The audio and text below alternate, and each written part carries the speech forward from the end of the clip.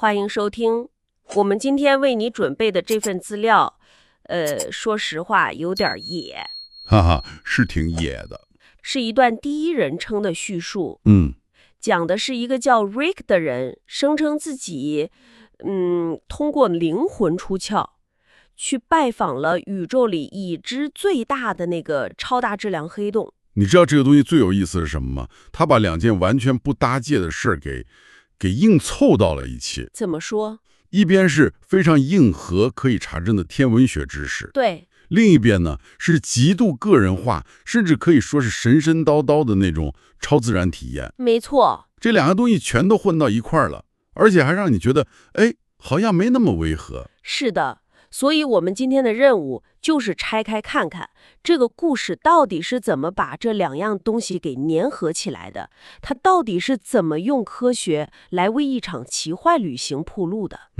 这个切入点很有意思。好，我们先来看看这次旅行的起点。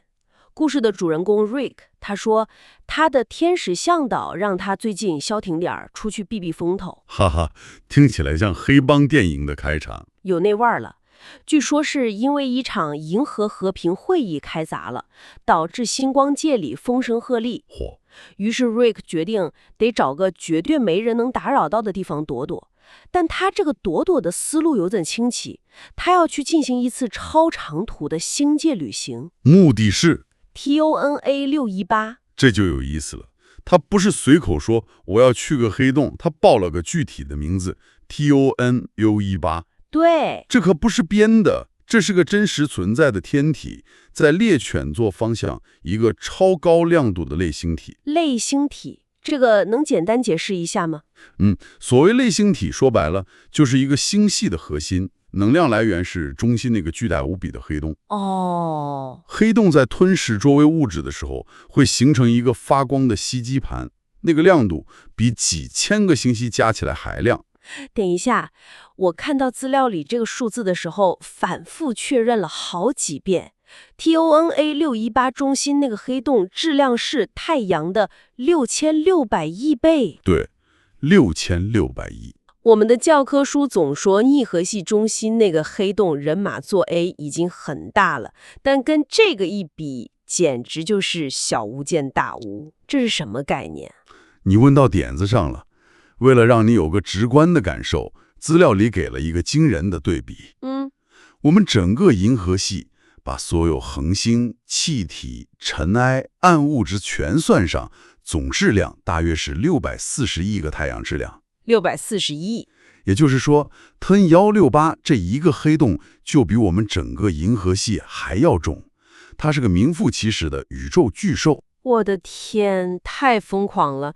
一个天体比一个星系还重。是的。而故事里的 Rick 选择这么个地方去避风头，这本身就挺有想象力的。而且叙述者在这里埋下了一个非常关键的细节，让整个故事的可信度瞬间提高了一个档次。是什么？他说自己从小就是个业余天文爱好者，所以他懂怎么用视经和赤纬天球上的经纬度坐标。没错，用这个来精确定位TON 168，这一下就把故事从一个模糊的幻想变成了一次有具体坐标的脑导航。我明白了，这就像一个水手说他要去一个传说中的岛屿，但他手上有一张精确的海图。就是这个意思。我得说，用天球坐标来设定自己的灵魂出窍目的地，这个细节就让整个故事的基调不一样了。但他真的到了之后，看到的景象就更绝了。他说他非常小心，刻意把自己的降落点设在 TON 168所在星系的外部。为什么？因为他知道，面对这种级别的巨兽，你最不想做的就是一不小心出现在他的事件里面。那个不归点。对，这种谨慎本身就很有趣，它不是一个愣头青的冒险，而是一个了解风险的观察者。是的，他既对这股力量着迷，又充满了敬畏。他抵达之后描述的那个画面，简直就是宇宙级的恐怖片。他说，隔着老远就能感受到那种庄严又恐怖的力量。他用了一个比喻，说眼前的景象就像一头巨刺鲨在吞噬，另一头巨兽。哇，恍然大悟，周围是巨大的物质流，像漩涡一样被吸进去。这个比喻很厉害。他把一个我们无法想象的抽象天文现象，瞬间变得有画面感、有生命感，甚至有种原始的恐惧感。但最关键的来了，他用他的星光视觉去放大观察那个世界的边界。他说，边界外的气体都在疯狂的高速旋转，可就在那条线上，怎么样？所有的气体都像是被按了暂停键，完全凝固了，一动不动。他原话是：时间仿佛为他们静止了。时间静止了。我听到这儿的时候就在想，好了，这肯定是瞎编的科幻场面吧？哎，你这问题问到点子上了。这恰恰是整个叙述里最耐人询问的地方。如果他只是想编一个很酷的科幻场面，他可能会说看到了巨大的爆炸或者扭曲的光线，一些很动态的景象。对，没错。但他偏偏描述了一个极其反直觉的现象——静止，而这恰恰就是广义相对论预言的引力时间膨胀效应最直观的体现。你是说，这背后真的有科学依据？千真万确。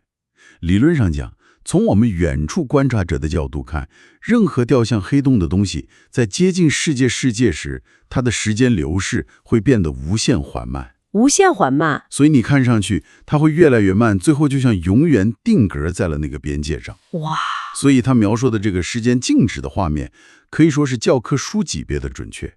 这就让整个故事的性质变得非常模糊了。所以这要么是一段经过了精心研究的科幻小说，要么就是他真的看到了。这个细节一下子就把现实和幻想之间的那条线给抹掉了。没错，这是一个非常高明的叙事技巧。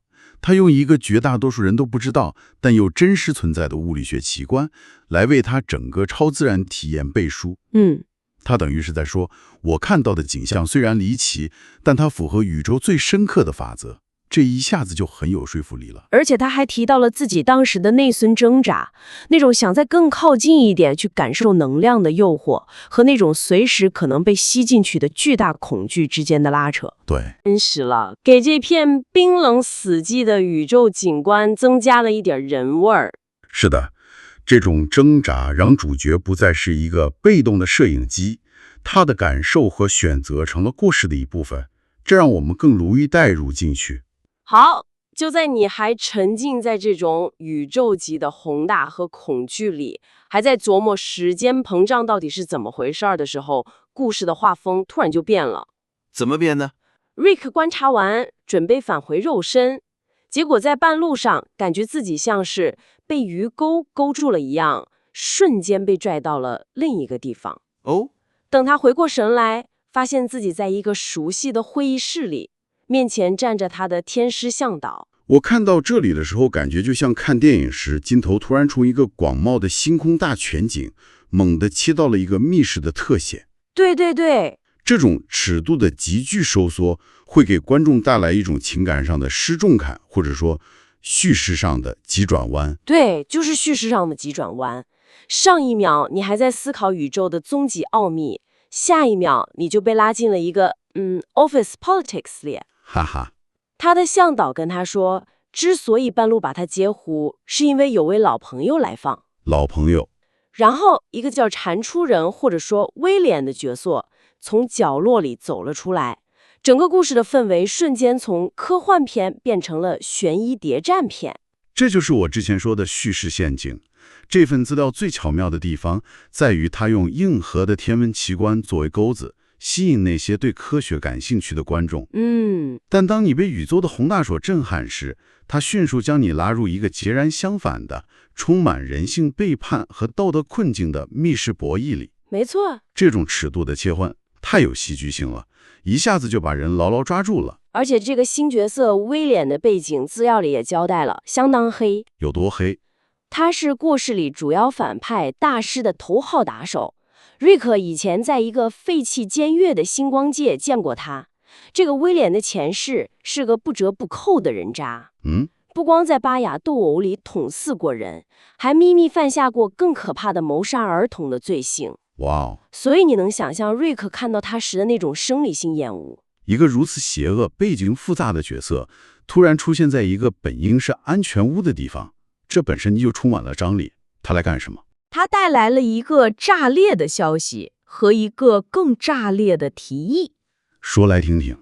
他说，他的老板大师在金弓灰人的战役里失败了，现在正在跑路，而且把他当成弃子给扔了，被抛弃了。对，然后他提出了一个交易，他愿意说出大师详细的逃跑计划，作为交换，他要求 Rick 和他的向导为他安排一次可以接受的转世。经典的魔鬼的交易来了。就是这个感觉。这是一个显而易见的陷阱，还是一个千载难逢的机会？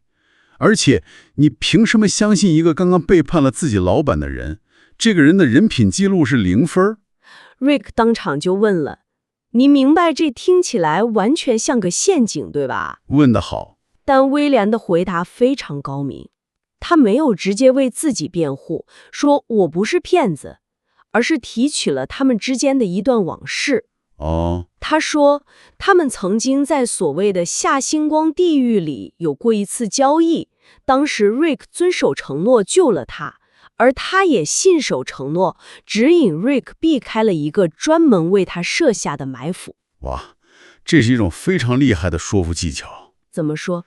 他不是在为自己的品格辩，他是在诉诸一种道义有道的逻辑。道义有道。他等于在说，我们俩都别谈什么好人坏人，但我们是专业人士，我们有过成功合作的先例，事实证明我们之间的交易是可靠的。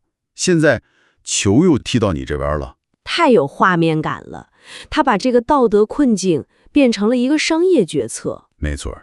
Rick 当时就陷入了两难。资料里说，他一方面只要想起曾经通过威廉的眼睛看到他犯下的那些罪行，就感到反胃。可以理解。但另一方面，理智又告诉他，这可能是扳倒大师这个心头大患的唯一机会。这就是一个经典的电车难题，只不过轨道上的一边是你的道德洁癖，另一边是解决一个更大危险的可能性。最终Rick 和他的向导用传心术快速商量了一下，决定赌一把。赌了。他对威廉说，可以达成协议，承诺为他安排一场合理的。对，但他把丑话说在了前头，警告威廉，如果这是个陷阱，那威廉就得和他的前老板一起完蛋。注意这个用词，合理的转世，而不是好的转世，这很有意思。这既是交易，也保留了审判的权利。他们没承诺让他下一辈子当国王或者富豪，只是一个合理的安排。这里面就留下了很大的解释空间。没错，故事就在这里达到了高潮。威廉同意了条件，正准备开口说出大师的计划，就在这个节骨眼上，视频的叙述停了。这就没了。没了。一个教科书级别的悬念收尾 cliffhanger， 他在你最想知道答案的时候掐断，让你抓心挠肝。所以我们来回顾一下这条线，它从一次基于真实天文学的宇宙旅行开始，带我们去围观了宇宙中最宏美、最恐怖的造物之一。对。但故事的终点却落回到了一间小小的会议室，一场关于背叛、阴谋和信任的交锋。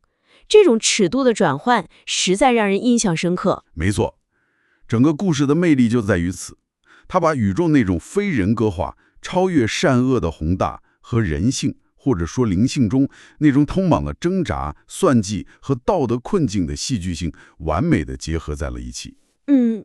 物理学和心理学，天文学和道德困境被编织在了同一个故事里。从一个能吞噬整个银河系的黑洞，到一个决定是否相信一个恶贯的个人抉择，这种感觉太奇妙了。是的，这份资料在这里戛然而止，给我们留下了巨大的悬念。但这不仅让你去想一个更有意思的问题。什么问题？故事的前半段，它向我们展示了一个浩瀚、冷漠、完全不在乎个体存在的宇宙力量，那个黑洞。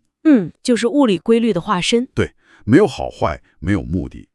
而在这样一个背景下，故事的后半段突然把焦点对准了人类，或者说智慧生命最看重的东西：信任、背叛、承诺、选择。你这么一说，确实，在黑洞那种绝对的力量面前，我们纠结的这些东西好像渺小的不值一提。但这个故事似乎在问：真的不值一提吗？或者说，正因为宇宙是如此冷漠和浩瀚，我们个体之间建立起来的这种脆弱的信任和承诺，才显得尤为珍贵和重要。的提议，你会选择相信吗？在宇宙的终极虚无面前，一个坏蛋的承诺究竟有没有分量？